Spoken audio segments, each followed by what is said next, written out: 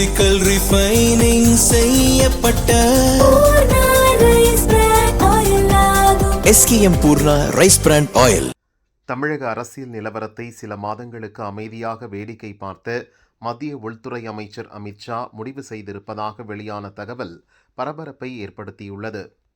2014ஆம் ஆண்டு மத்தியில் பாரதிய ஜனதா ஆட்சி அமைந்தது முதல் தமிழகத்தில் கட்சியை வளர்க்க அமித்ஷா பல முயற்சிகளை மேற்கொண்டு வருகிறார். ஆனாலும் அவரது முயற்சிகள் எந்த பலனையும் தரவில்லை. 2021 சட்டசபை தேர்தலில் அதிமுக பாரதிய ஜனதா கூட்டணி தோல்வி அடைந்த பிறகு தமிழக பாரதிய ஜனதா தலைவராக அண்ணாமலை நியமிக்கப்பட்டார். 2024 லோக்சபா தேர்தலில் பாரதிய ஜனதா தலைமையில் தனி அணி அமைத்தார். பாரதிய ஜனதாவுக்கு 11%, பாரதிய ஜனதா கூட்டணிக்கு 18% ஓட்டு கிடைத்தது.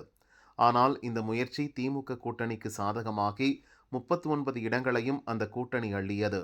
அப்போது அதிமுகவுடன் கூட்டணி வைத்திருந்தால் குறைந்தது 20 இடங்களில் வெற்றி பெற்றிருக்கலாம் என்று பாரதிய ஜனதா தரப்பில் பலரும் அமித்ஷாவிடம் தெரிவித்தனர். அதன் பேரில்தான் நடந்து முடிந்த 2026 சட்டசபை தேர்தலில் அதிமுகவுடன் கூட்டணி அமைக்கும் முடிவை அமித்ஷா எடுத்தார். தமிழக பாரதிய ஜனதா தலைவர் பதவியிலிருந்து அண்ணாமலை நீக்கப்பட்டார். புதிய தலைவராக நயினார் நாகேந்திரன் நியமிக்கப்பட்டார். ஆனால் அமித்ஷாவின் எண்ணத்தை தமிழக வெற்றி கழகம் சிதைத்து விட்டது.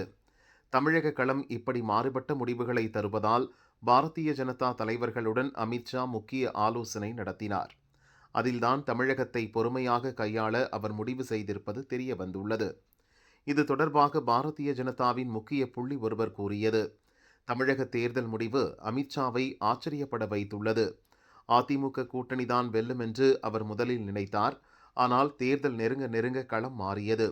தாவேக பெரிய அளவில் ஓட்டு பெறும், ஆனால் திமுக கூட்டணிதான் வெல்லும் என்று அமித்ஷாவுக்கு தகவல் போனது. இருப்பினும் ஆட்சி அமைக்கும் அளவுக்கு அக்கட்சி வெல்லும் என்று அவர் நினைக்கவில்லை. திமுக ஓட்டு வங்கியாக இருந்த கிறிஸ்துவர்களில் 80% பேரும், முஸ்லிம்களில் 60% பேரும் தாவேகவுக்கு ஓட்டளித்துள்ளனர். இதுவே திமுக தோல்விக்கு காரணம். இனி சிறுபான்மையினர் ஓட்டு திமுகவுக்கு செல்வது கடினம். திமுக இடத்தை தாவேக பிடித்து விட்டது. அதிமுக தத்தளிப்பதால் அக்கட்சியின் இடத்தை யார் பிடிக்கப் போகிறார் என்பதே இப்போதைய கேள்வி. சிறுபான்மையினர் அரசியல் நடத்தும் திமுகவால் அதிமுகவின் இடத்தை பிடிக்க முடியாது. நீண்டகால நோக்கில் பாரதிய ஜனதா வளர்வதற்கான களம் தமிழகத்தில் உருவாகியிருப்பதாக பலர் கூறியதை அமித்ஷா கவனத்துடன் கேட்டுக்கொண்டுள்ளார். அவர்களுக்கு பதிலளித்த அமித்ஷா, தமிழக அரசியலில் என்ன நடக்கிறது என்பதை சில மாதங்களுக்கு அமைதியாக வேடிக்கை பார்ப்போம். அதன் பிறகு பாரதிய ஜனதாவை மறுசீரமைப்பது உள்ளிட்ட எதிர்கால திட்டங்களை வகுப்போம் என அமித்ஷா கூறியிருப்பதாக அந்த நிர்வாகி கூறினார்.